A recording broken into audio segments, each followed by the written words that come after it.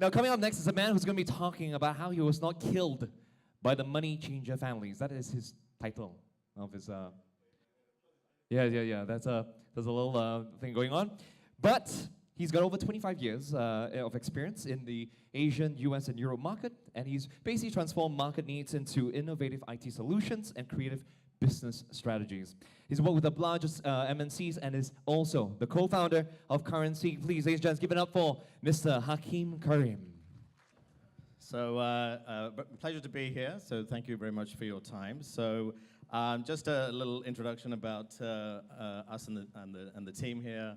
Unfortunately, most of them are traveling at the moment, but we're honored to work with a great bunch of people, have deep marketing and technology and various other experiences, but you didn't come to hear about them. You came to hear about what are we doing.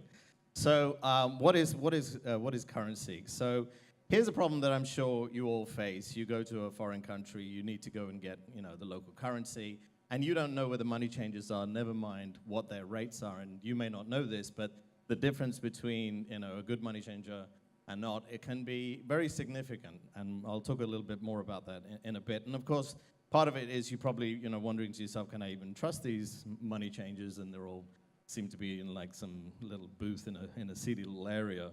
And so this is something that's of concern. Money changers, though, also have issues because basically it's a very traditional type of business with poor customer acquisition strategies, very little insight in terms of the kind of supply and demand for currencies out there. And in fact, even though they're actually in this business, they actually have a lot of problems actually getting the foreign currency in the first place. And on top of that, they have a whole bunch of KYC and anti-money laundering compliance issues that, it's one of the most, regulated industries actually around. So, and this is a global thing. Obviously, money changing is something that happens everywhere. In fact, every year over 1 billion people travel, spending over $1.4 trillion.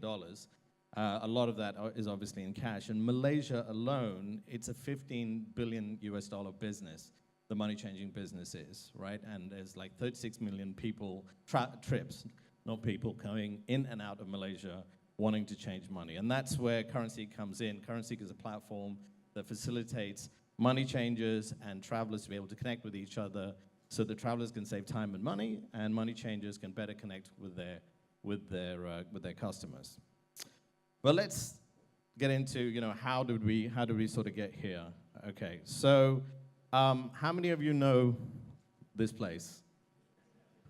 Yeah, I think a lot of you do, right? So if you go to anyone in Malaysia and say, I need to go and get money, what does everybody say? Just go to?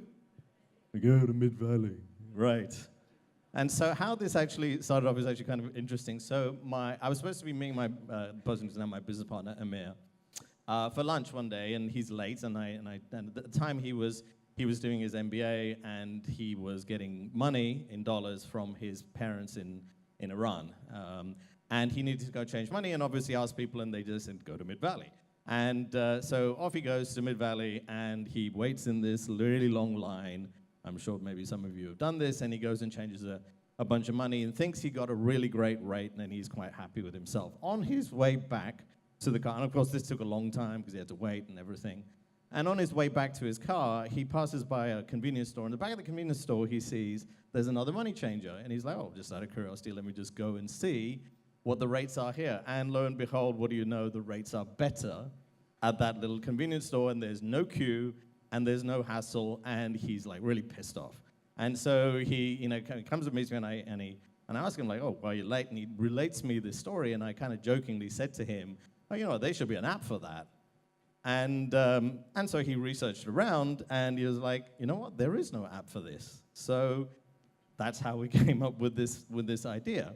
But then, of course, then I'm, saying to him, okay, that sounds like a great idea, but really, how much difference is there between the different money changers, around it? And he's like, no, it's very big. You'll be surprised. It's really big. And I'm like, prove it to me. So what is the first thing that you should do if you have a great idea? How many of you like startups or want to be startups? Or what's the first thing you should do?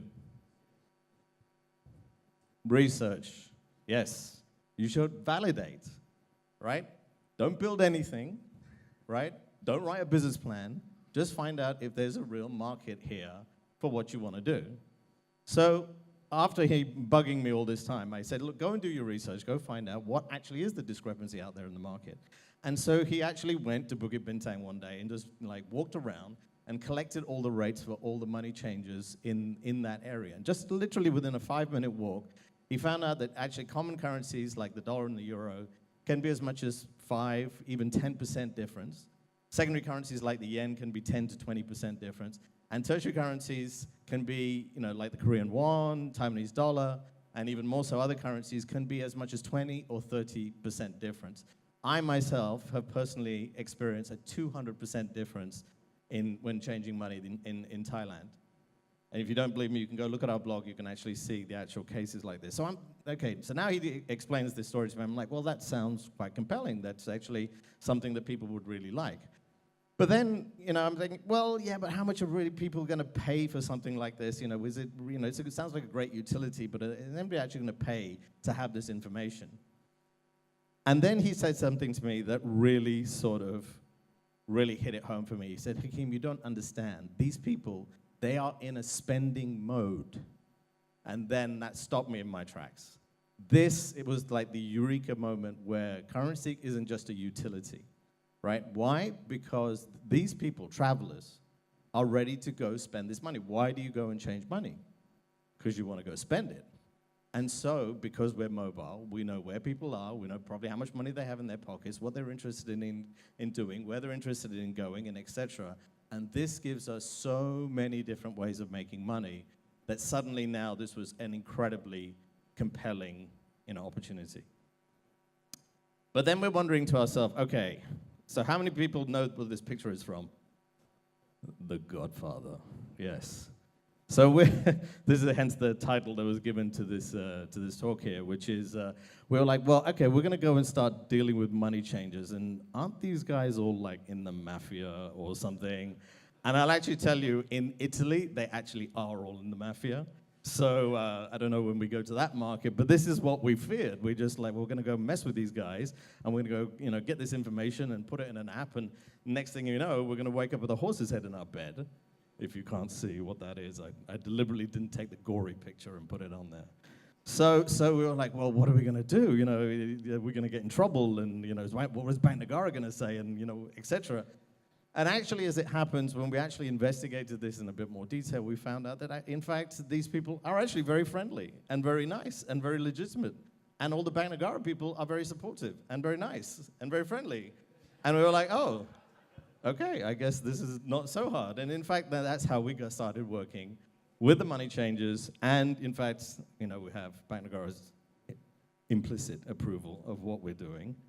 And because of that, subsequently, we got funded by Cradle, which was great. So I think maybe some of you may have been funded by Cradle. We actually qualified for CIP 150, but they said, well, you guys seem to know what you're doing, so we're not going to give you the whole 150. We're just going to give you 100, which seems a little backwards to me, but that's what it is. Okay? So then eventually, then the next subject we had was, we didn't have enough money because we only got 100, not 150. Should we build for iPhone or should we build for Android? And cut a long story short, we ended up building for Android. And then the worry was like, well, what's our brand? Are we a fintech company? Are we a travel company? Are we a fintech travel company? What is it? And then we argued forever about what our logo should be and what our brand should be. And some of you starting startups, I'm sure you went through this, or you have startups, went through this whole pain yourself of trying to figure out what to name your company, what the logo should be. If everybody here in the startup world watches Silicon Valley, right? Yes? On HBO? If you don't, you should, because it is verbatim exactly what life as a startup is really like.